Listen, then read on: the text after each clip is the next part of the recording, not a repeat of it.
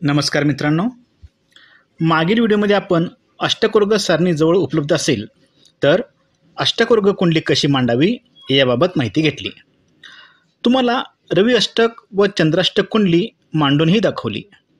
त्यावरून तुम्हाला सर्व ग्रहांचे अष्टकुर्ग मांडणे काही फारसे अवघड नाही, परंतु किचकट व वेळखाऊ ही पद्धत आहे. त्यामुळेच ही पद्धत थोडीशी मागे पडलेली आहे. परंतु सध्या कम्प्युटर सॉफ्टवेअरने तुम्ही काही सेकंदात अष्टकुर्ग कुंडली तयार करू शकता. परंतु जर तुमच्याकडे कम्प्युटर नसेल तर हाताने अष्टकुर्ग तयार करणे खूप किचकट आहे व चुका होण्याचीही शक्यता खूप आहे. यावर उपाय म्हणून तुम्ही अष्टकुर्ग यंत्राचा वापर करू शकता. हे यंत्र मी कृष्णा अष्टकुर्ग पद्धत शिकत असताना विकत घेतले होते. तर चला जाणून घेऊया हे यंत्र कसे वापरावे व त्यावरून अष्टकुर्ग कुंडली कशी तयार करावी. ज्योतिषविषयक माहितीसाठी या चॅनलला लाईक, शेअर व सबस्क्राईब करू विसरू नका. तसेच माझे व्हिडिओ आपणास आवडत असल्यास कॉमेंट बॉक्समध्ये नक्की सांगा. तर ही आहे इंद्रजितची कुंडली. आपण मागील व्हिडिओमध्ये ही कुंडली घेतली होती. इंद्रजितची तारीख, वेळ, ठिकाण तुम्हाला माहीत आहे, त्यामुळे ती माहिती ते दिलेली नाही आहे. ही ती कुंडली आहे आणि हे आहे अष्टकुर्ग यंत्र. मी साताऱ्यामध्ये अष्टकुर्ग शिकत असताना त्यावेळी हे यंत्र विकत घेतलं होतं. जर तुमच्याकडे कुंडली सॉफ्टवेअर नसेल किंवा कम्प्युटरच नसेल तर ह्या यंत्राच्या सहाय्याने तुम्ही अष्टकुर्ग मांडू शकता. कसे त्यात आपण पाहणार आहोत. तर सुरुवातीला पहा, ही इंद्रजितची कुंडली आहे. हे लग्नस्थान, इथे शनी आहे. ठीक आहे. आता ह्या यंत्रामध्ये पहा, इथे तुम्हाला हे सर्व स्थाने दिलेले आहेत. हे प्रथम स्थान, द्वितीय स्थान, तृतीय स्थान अशी हे सर्व स्थाने दिलेली आहेत आणि हे ग्रह लिहिलेले आहेत. जे बोल्ड केलेले आहेत ते ग्रह त्या स्थानामध्ये आपल्याला ठेवायचे आहेत.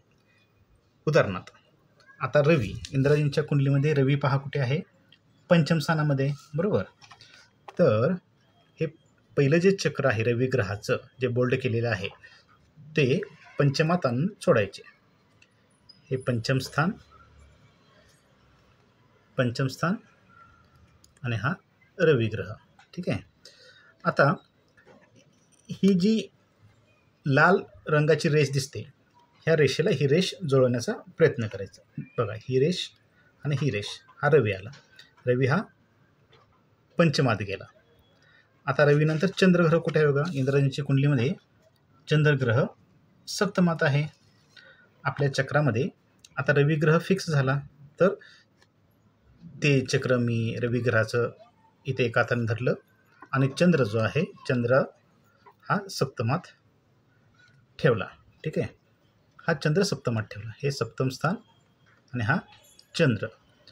आणि ही जी लाल रेष आहे ती जुळवण्याचा प्रयत्न करायचा. ठीक आहे. रवीनंतर चंद्र, हे दोन ग्रह झाले. आता इंद्रजितच्या कुंडलीमध्ये मंगळ बघा, मंगळ द्वितीयात आहे. मंगळ, हा मंगळ आहे, बरोबर. तर हा मंगळ आपण असा फिरवून हे द्वितीयात ठेवला, मंगळ द्वितीयात ठेवला. आणि ही जी लाल रेष आहे ही एकत्र येईल, अशी एका लाईनमध्ये येईल, हे आपण पाहायचं. हा झाला मंगळ. त्यानंतर बुध, हा पंचमात आहे. हे बुध ग्रहाचं चक्र.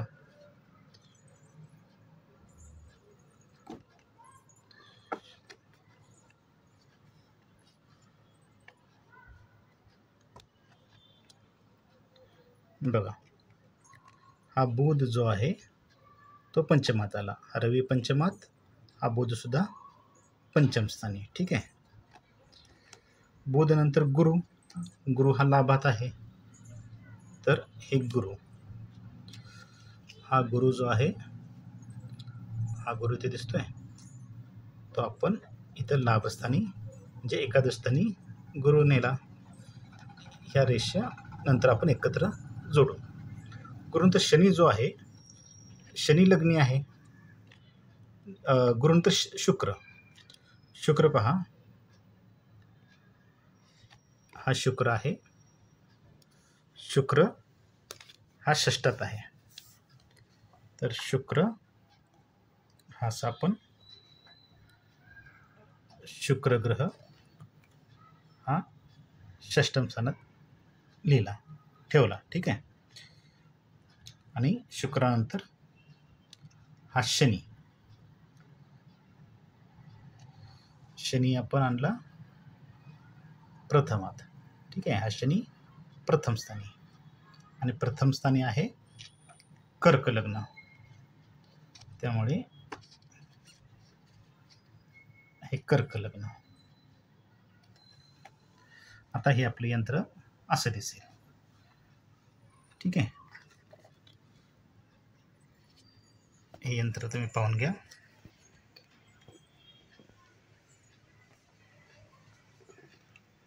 आता किती कमी वेळात आपण हे यंत्राची जुळवाजुळव केली. आता यावरून आपण अष्टकवर्ग कसे म्हणायचे हे पाहू. मित्रांनो, हे आपले कुंडलीनुसार सेट केलेले अष्टकवर्ग यंत्र. यामध्ये येथे प्रथम स्थानी पहा, रवीला एकूण 3 गुण आहेत. म्हणजे रवी हा 3 वेळा आलेला आहे. म्हणून सौराष्ट्रक वर्गात प्रथम स्थानी रवीला 3 गुण मिळालेले दिसतील. द्वितीय स्थानी रवी 4 वेळा आलेला आहे. म्हणून सौराष्ट्रक वर्गात द्वितीयात रवीला 4 बिंदू दिले आहेत. असे प्रत्येक भावातील रवीचे गुण लिहिले की सौराष्ट्रक कुंडली तयार झाली. आता येथे पहा, प्रथम स्थानी मंगळ 3 वेळा आलेला आहे. म्हणून मंगळाष्टक वर्गात प्रथम स्थानी 3 अंक आला. तृतीयात मंगळ पहा 4 वेळा आलेला आहे. म्हणून मंगळाष्टक कुंडलीमध्ये तृतीयात 4 अंक लिहिलेला आहे. आता तुमच्या लक्षात आले असेल अष्टकवर्ग यंत्राच्या माध्यमातून अष्टकवर्ग कुंडली कशी मांडावी. आज येथेच थांबू. धन्यवाद.